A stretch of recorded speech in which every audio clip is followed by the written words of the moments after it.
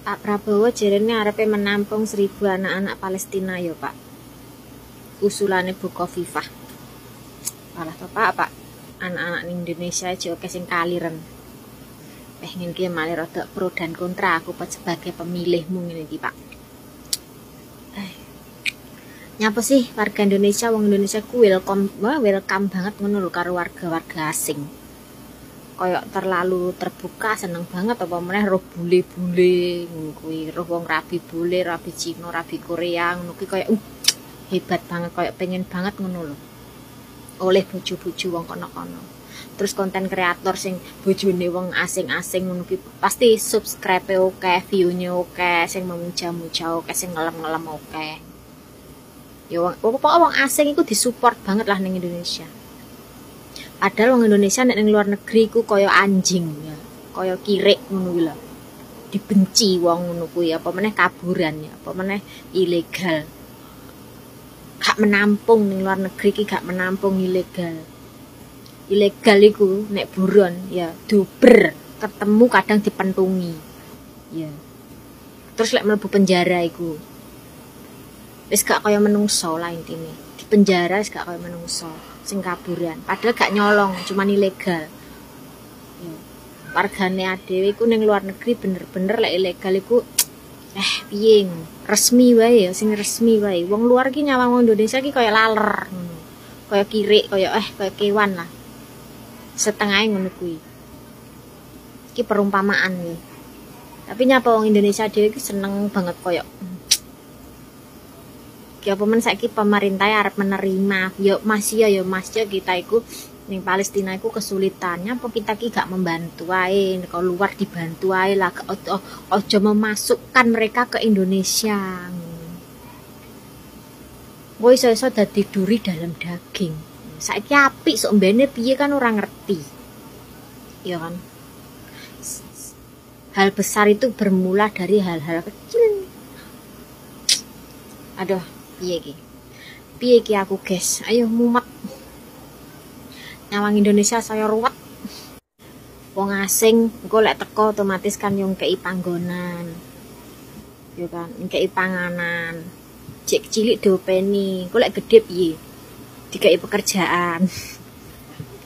Pak aku ki golek kerja tak lewangi ke luar negeri lho, tak lewangi teko Taiwan lho. Tuku tanah tahun-tahunan lagi iso tuku tanah. Kok mosok wong warga-warga asing biar mbok kei tanah, mbok kei cuma-cuma. Tak sodet wetengmu sing begundeng kuwi lan. Oke guys ya, ada informasi menarik bahwa Pak Prabowo berencana ingin menampung ya 1.000 warga Palestina untuk diberikan penampungan atau tempat tinggal di Indonesia. Nantinya rencana akan dibawakan ke Jawa Timur guys ya. Dan ini luar biasa baik ya pemerintah kita, di mana negara-negara seperti Yordania, Mesir, Arab Saudi ya, negara-negara Timur Tengah saja tidak membuatkan kebijakan yang seperti itu ya, tetapi Indonesia jauh-jauh ya menyeberang lautan samudra ya, tetapi membuatkan kebijakan yang seperti itu ya, di mana pemerintah kita mau menampung ya, mungkin saat ini rencananya jumlah 1.000 ya, kemungkinan bisa bertambah lagi makin banyak orang-orang Palestina yang nanti mau ditampung di Indonesia guys ya.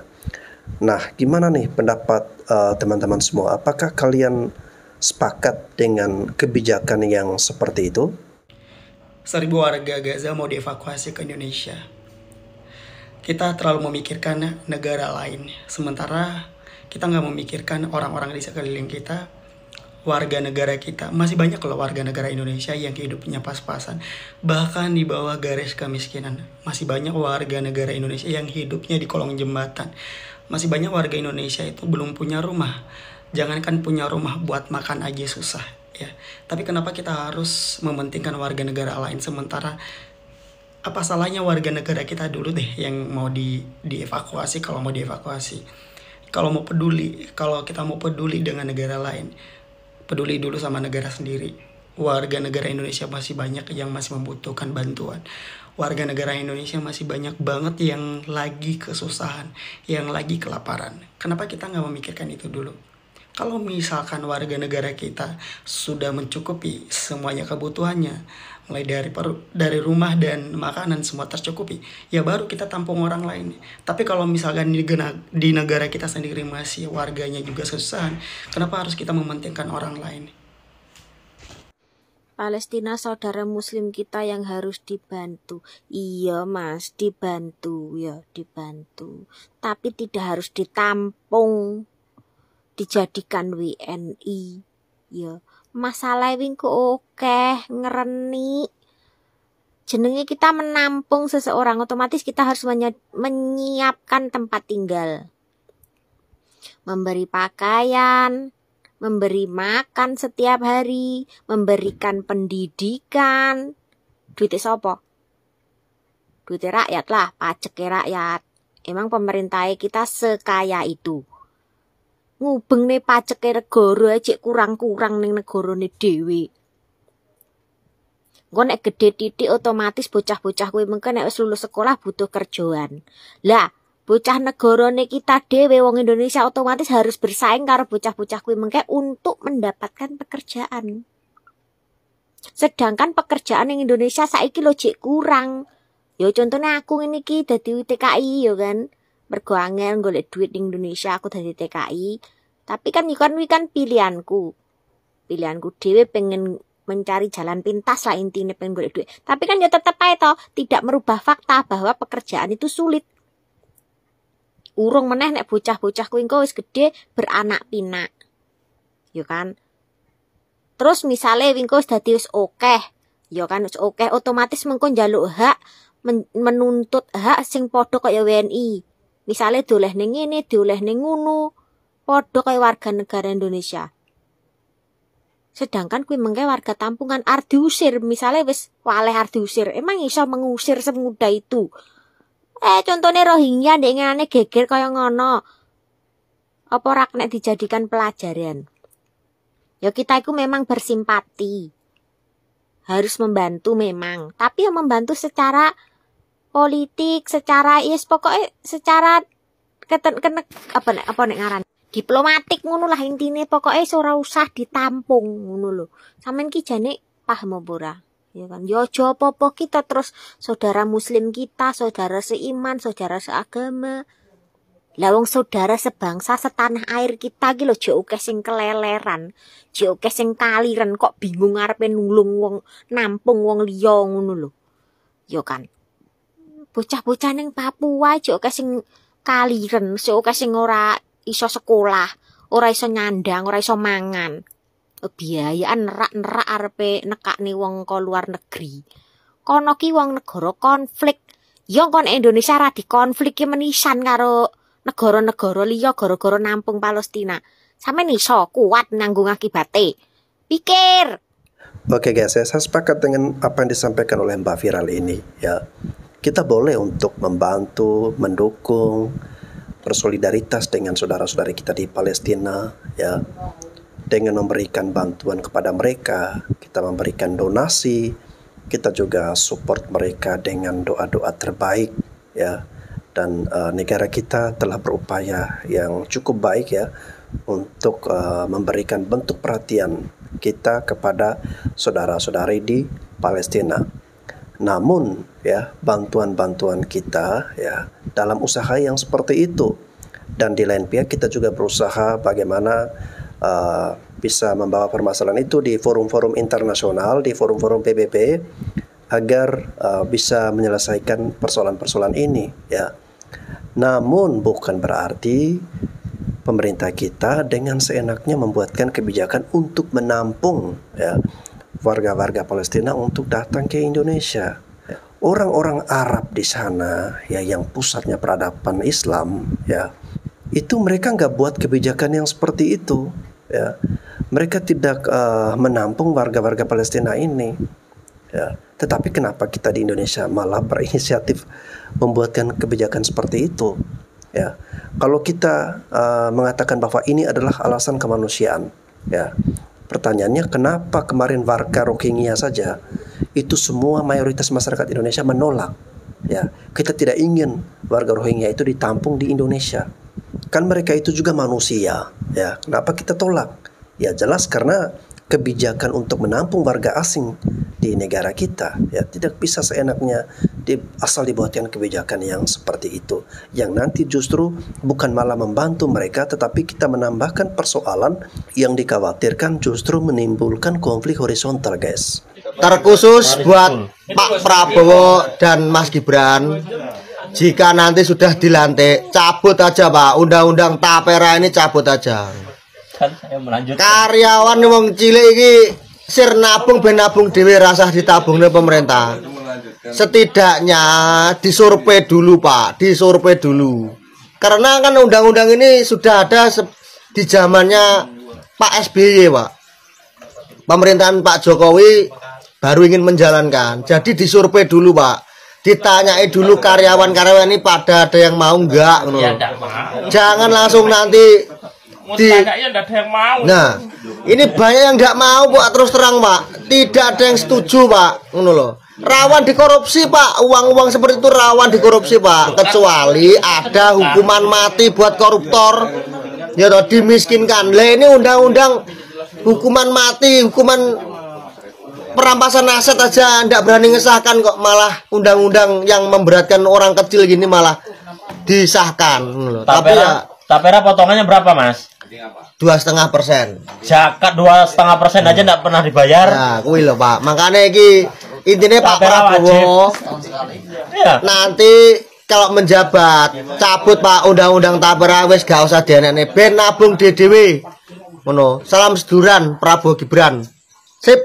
Bagi kalian pendukung Pak Prabowo yang menginginkan agar Pak Prabowo bisa mencabut program Tapera ini, ya, menurut saya ini mustahil, ya, karena Prabowo Gibran itu mengusung program keberlanjutan.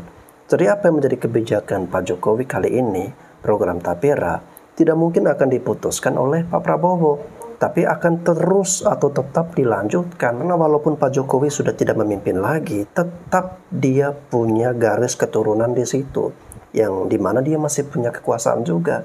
Ya, tidak mungkin kebijakan-kebijakan Pak Jokowi ini sembarangan dicabut, ya, atau diputuskan di masa pemerintahan Prabowo Gibran. Ya, tentu Gibran juga pasti tidak ingin, ya, kebijakan atau program dari sang bapak ini diputuskan secara sepihak dalam pemerintahan mereka. Lah programnya Prabowo yo gak sido makan siang gratis. Alah, kowe iki lho nyapo kok dadak mikir makan siang gratis. Yang kowe milih Prabowo ora kok iso ngarep-ngarep makan siang gratis iki lho. Nyapo iki kok mikirne kok kono. Lah Prabowo urung dilantik kok iki wis bingung to. Mangkane to kerja ngono lho. Kok yo arep-arep makan siang gratis. Sudah omonge to, kowe makan siang gratis iki arek-arek sekolah lho. Arek-arek sekolah mulai jam 4 tak omongi. Lah sekolah lelek sangune pas-pasan 10.000 bangsane anak wong ra duwe kuwi tekon ndi sekolah sampai jam 4 sangu dhuwit 10.000 iki. Piye to iki? Kang janoke Mas aku. Dipikir sik to makane iki. Iki ora milih Prabowo. Ngarep-ngarep pengen makan siang gratis jan nemen iki Kang. Minimal nyoblos milih ngono lho. Ora ge kowe juga makan siang gratis. Tapi swasta juga. Ya semuanya dihitung lah. Tetapi kalau sudah punya rumah bagaimana? Assalamualaikum buat Bapak Presiden atau pemerintah ya Pak ya. Saya mohon Pak, pekerja buruh atau swasta Pak yang pendukung 03 Pak, saya harap jangan dipotong untuk Tapera itu Pak ya. Untuk iuran rumah itu Pak, saya mohon Pak, karena kami tidak mendukung dengan berkelanjutan itu Pak, gitu loh. Kasihan kami ini Pak yang mendukung 03 Pak ya. Kalau dipotong kasihan Pak. Kalau pendukung 02 kan bisa makan gratis apa ya kan, itu bisa lah Pak, Bapak potong itu ya kan. Untuk Tapera itu potong aja Pak gaji mereka yang pendukung 02 Pak. Tapi kalau untuk 03 saya harap jangan Pak, karena tidak mendukung berkelanjutan itu Pak ya. Kalau 02 itu terserah Bapak mau dipotong 3% atau 5% itu terserah Bapak, biar dia bisa bilang oke gas. Sekarang saya tidak ragu-ragu mengatakan Presiden ke-8 kita adalah bajingan tolol. Anda bayangkan psikologi kita. Kalau nanti di situ ada Prabowo, di situ ada Putra Wakanda. Apa Anda nggak mules setiap hari? Anda pasti mules. Saya mau terangkan itu sebagai problem. Ada rasa nausea, orang Prancis bilang, rasa mual secara psikologis. Karena Anda tahu genealogi, asal usul, asbabun nusul dari peristiwa pemilihan presiden kemarin. Fakta-fakta ini saya mau terangkan pada saudara. Karena seringkali kita dihipnosis untuk menerima seolah-olah kita nggak mampu untuk mengucapkan kritik. Sama seperti kasus saya. Sampai sekarang di Bareskrim ada 37 kasus saya tuh, dilaporin. Jadi saya senang diundang oleh Unipma karena di sini saya jadi narasumber sebelum saya jadi narapidana. Tapi untung sekali Pengadilan Negeri Jakarta Selatan memutuskan bahwa saya tidak bersalah. Gugatan yang meminta pengadilan memutuskan Rocky Gerung tidak boleh memberi ceramah di semua platform, universitas, LSM, YouTube, macam-macam, tidak boleh tuh seumur hidup. Bahkan yang minta itu adalah pasukannya Kaisar Wakanda. Tapi perubahan politik mengubah paradigma itu, akhirnya saya dibolehkan lagi. Dan gugatan itu ditolak oleh pengadilan. Artinya sekarang saya tidak ragu-ragu mengatakan presiden ke-8 kita adalah bajingan tolol. Oke guys ya, luar biasa sekali Rocky Gerung yang dengan tidak ada rasa takut-takutnya guys ya. Kemarin dia mengatakan Pak Jokowi dengan kata-kata yang seperti itu ya. Dan kini dia kembali mengatakan bahwa presiden ke-8 bajingan tolol ya. Presiden ke-8 kita siapa guys ya? Kan belum dilantik ya. Jadi orang-orang ini, orang seperti Rocky Gerung ini sangat jenius dan sangat pintar. Dia tahu bahwa kata-kata seperti itu tidak akan bisa dipidanakan. Karena ya kita belum mempunyai presiden ke-8. Di mana di dunia ini negara memperkarakan warga negara? Otaknya di mana coba? Kepala negara kita pilih. Atas nama hukum dia perkarakan saya. Loh, Anda itu, kepala negara itu kacung saya. Kepala negara, calon-calon presiden, jadi pengemis suara hari ini kan. Pilih saya nomor 1, 2, 3. Mereka peminta-minta. Begitu jadi presiden, mereka menghalangi kami, warga negara, untuk mengkritik mereka. Sinting. Kalau terjadi percekcokan, saya protes pada presiden, saya protes pada menteri, ya udah bicara aja seperti ini kan. Emang kalau saya kritik itu kejahatan? Jahat itu kalau saya sakiti orang dan dia luka. Pejabat negara itu nggak boleh luka, karena kita gaji dia. Tetapi korupsi terjadi karena pejabat negara mengalami surplus kekuasaan. Sumber korupsi itu karena ada surplus kekuasaan. Halo Rocky Gerung, Mr. Bujangan. Begitu banyak masalah hukum di masyarakat.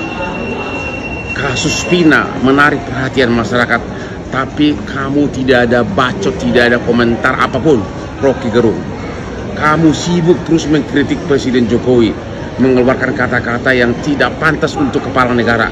Rocky Gerung, apa prestasimu? Nothing ya.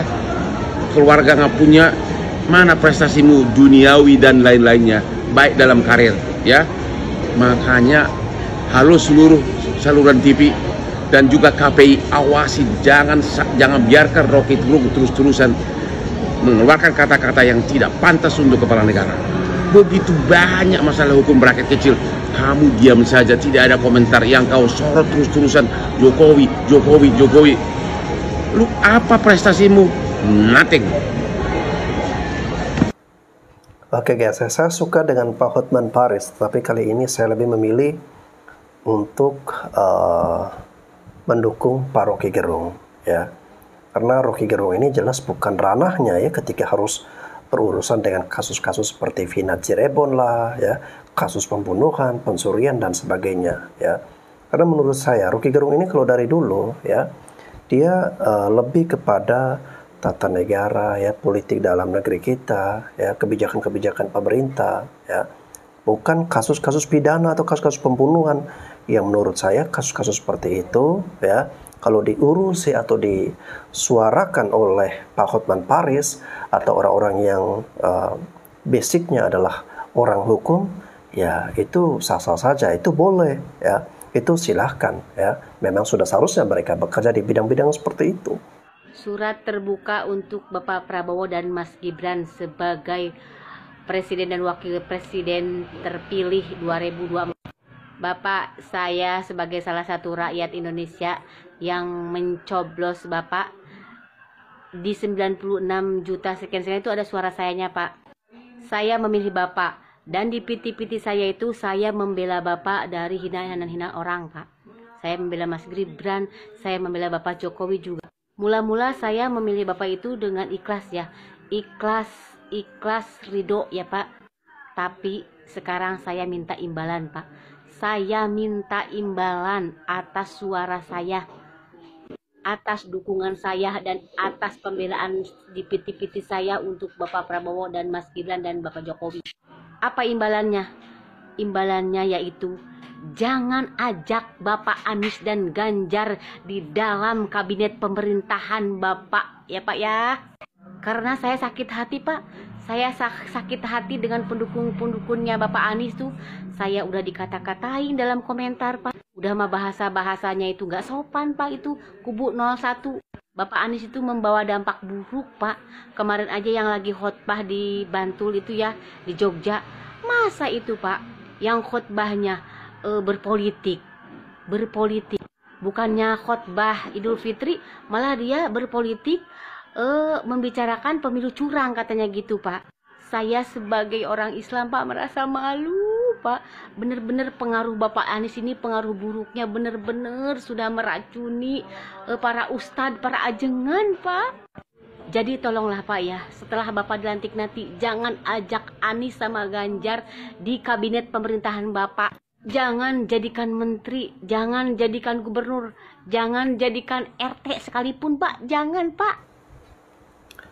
Oke, jadi ibu ini ya, dia meminta imbalan ya kepada Pak Prabowo dan Mas Gibran agar nanti kalau sudah dilantik jangan ajak bergabung Pak Ganjar dan juga Pak Anies ya, karena dia sakit hati nih dengan pendukung-pendukung dari Pak Ganjar dan juga Pak Anies ya. Dan untuk Pak Prabowo dan Mas Gibran ya, kami juga meminta ya agar kalau misalnya ada potongan tapera atau mungkin ada program-program lain yang memotong duit rakyat ya, silakan khusus untuk ibu ini aja nih ya, dan juga pendukung-pendukung dari Pak Prabowo dan Mas Gibran ya. Jangan ajak-ajak yang lain. Jangan ajak-ajak pendukung Pak Ganjar dan juga Pak Anies ya. Cukup pendukung Prabowo, pendukung Mas Gibran dan juga ibu ini. Ya. Banyak yang nge-tag gue nanyain soal tapera, kita bahas ya dari kacamata gue yang bukan PNS, dan ini murni pendapat gue. Jadi sambil skincarean dan make upan ya, gue mau get ready, mau ke JXB. Background gue sekolah hukum, dan yang gue tahu kalau regulasi itu muncul karena ada yang permintaan banyak, ada yang keresahan, ada masalah, makanya ada aturan. Tapi yang gue lihat dari aturan tapera yang muncul ini, lebih banyak masyarakat kontra daripada pro. Kenapa? Karena tapera ini agak ambigu menurut gue. Karena ini tuh wajib untuk semua pegawai swasta, pegawai negeri, mau lo udah punya rumah, nggak punya rumah. Jadi buat kalian yang nggak paham, ini tuh kalian mungkin belum punya penghasilan makanya nggak paham. Tapi untuk kita yang usianya 20 tahun ke atas dan kita yang sudah bekerja, kita tuh bisa kena potong gaji. Dan gue sangat suggest, pengen banget ini aturan dibatalin. Kenapa sih maunya dibatalin, bukannya ini bagus dan segala macam. Kita bahas. Kemarin gue flight dari Gorontalo ke Jakarta dan di sebelah gue duduk seorang PNS, usianya sama kayak gue, kita lahir tahun 2000, tapi dia itu lulusan STIS. Nah, dia itu gue baru tahu kalau PNS itu ada yang PNS gaji nasional sama yang gaji daerah, dan dia spill waktu dia ditempatkan di daerah terpencil atau bukan di nasional, bukan di kota, itu tuh gajinya dikit banget, PNS cuma 3 juta. Asli cuy, 3 juta. Dan tapera itu bukan cuma PNS, PNS itu dipotong 3%. Kalau misalkan pegawai swasta itu 2,5% dipotong dan 0,5%-nya ditanggung sama perusahaan. Jadi pegawai-pegawai swasta kayak lu semua juga kena. Itu tuh untuk ditabung katanya untuk rumah. Jujur gue ngeliat regulasi ini questioning banget karena PNS itu, apalagi yang gajinya daerah, itu mereka dipotong buat BPJS, buat keperluan lain, gue lupa, buat dana pensiun, dan buat tapera, yang mana belum tentu semua orang perlu rumah itu. Dan gue ngitungnya kayak gak masuk akal gitu. Let's say ya, lo gaji 5 juta nih, terus dipotong 3%. Berarti gaji lo dipotong 150.000. 150.000 kali 12. Setahun lo dipotong 1,8 juta. 12 ya, itu berarti per 1 tahun. Kali sama 30 tahun. Misal lo 30 tahun jadi PNS. 54 juta, Beb. Itu udah 30 tahun kerja. Ada rumah harga 54 juta. 2024 aja nih ya, kalau rumah Jakarta oke lah 2 miliar ya. Rumah di Jogja, rumah di Pekanbaru lah 300 juta, 500 juta, Beb. Kalau omongannya subsidi, nanti subsidi pemerintah. Pertanyaan gue simpel aja sih. Emang semua orang disubsidi? Jadi subsidi berapa? 1 miliar gitu. Subsidinya 500 juta per orang buat rumah. Hah? Itu sih yang agak questioning di gue. Cuma ya balik lagi, Beb, gue nggak tahu. Kan bukan gue yang bikin regulasi ya. Nah, sebenarnya ini kita harus mengadu ke siapa? Kita mengadu ke Dewan Perwakilan Daerah yang dulu kita pilih. Yang memperjuangkan hak-hak kita. Karena jujur, gue sendiri aja baru tahu loh kalau ternyata gaji PNS tuh nggak gede, Beb. Untuk yang daerah ya. Jadi rate gajinya tuh rate daerah, bukan rakyat nasional. Makanya beda gitu kan. Jadi kalau statementnya memperjuangkan hak rakyat, rakyat yang mana ya? Gue jujur udah mulai skeptis ya sama negara ini ya, Besti. Gue tuh malah keponya, kenapa rakyat kecil yang dipotong gajinya? Kenapa nggak DPR aja yang dipotong gajinya gitu loh? Atau misal menteri-menteri, atau misalkan siapa gitu loh yang di atas sana gitu loh. Kayak, supaya kayak, ya setidaknya kalian jangan kebanyakan duit gitu kan. Maksudnya kayak gantian gitu loh. Karena gue sedih banget ngelihat kayak UKT naik, tambah lagi ini ada potongan gaji. Ini maksudnya gimana sih? Mau ngapain ini maksudnya negara ini tuh mau ngapain gitu loh, Beb. Aduh, gelap. Bokap nyokap gue tuh bukan PNS, jadi gue literally nggak relate sama teman-teman yang PNS. Cuma setelah gue baca-baca mengerikan juga ya. Karena ini tapera bukan cuma sama PNS aja, tapi pegawai swasta juga. Jadi tapera tuh sebenarnya gini, lo diwajibkan untuk nabung buat rumah lo besok. Whether lo punya rumah atau enggak. Ini kan posisinya misal udah ada yang udah punya rumah, dapat warisan dari orang tua, rumah di kampung dan segala macam, which is gak perlu rumah lagi dari negara ini. Jadi indikasi reasonnya itu untuk memotong gajinya tuh berbalik di berlindung di kalimat kayak untuk tabungan rumah gitu. Tapi ya gitu, menuai pro kontra, Beb. Karena ada yang butuh, ada yang enggak. Ada yang lebih butuh duitnya untuk yang lain, hasil kerja dia tapi dipotong. Yo. Jadi ya solusinya apa saudara-saudara? Belajarlah yang rajin supaya kita bisa tidak seperti mereka. Maksud gue tuh supaya kayak lo, ini misal lo smart banget gitu, terus lo sampai bisa menghasilkan uang banyak tanpa harus bekerja sebagai pegawai swasta atau pegawai negeri. Misal kayak lo kerjanya online di luar negeri, atau misal lo ternyata kerja di luar negeri dan lain sebagainya. Gue bingung sama pendukung 01 terutama ya, dan 03. Kenapa lu pada komen di semua VT pendukung 02 pajak naik, woi. Ente ini bisa berpikir nggak? Ente ini kan kalangan cerdas, katanya mengaku cerdas, SDM tinggi ya. Gini ya, nih ya Bang, nih gue kasih tau ya Bang ya. Pajak naik itu perintah undang-undang Bang, bukannya maunya Pak Jokowi ataupun bahkan maunya Pak Prabowo sama Mas Gibran. Perintah undang-undang nomor berapa? Nomor 7 tahun 2021 ya. Kalau lo mau protes, kenapa nggak lo protes pada tahun 2021? Lo tahu nggak, itu DPR isinya kan partai-partai, di mana koalisi 01, 03 juga ada di dalam parlemen Bang, di dalam DPR. Tanya dong sama PKB, sama Nasdem, sama PKS, atau sama PDIP, sama P3. Kenapa disetujuin tuh undang-undang tahun 2021 Bang? Lagian ya Bang, siapapun presidennya Bang ya, itu akan tetap menjalankan perintah undang-undang Bang. Ada di dalam pasal berapa Bang? Di bab 4, pasal 7, huruf B. Nah, di undang-undang berapa?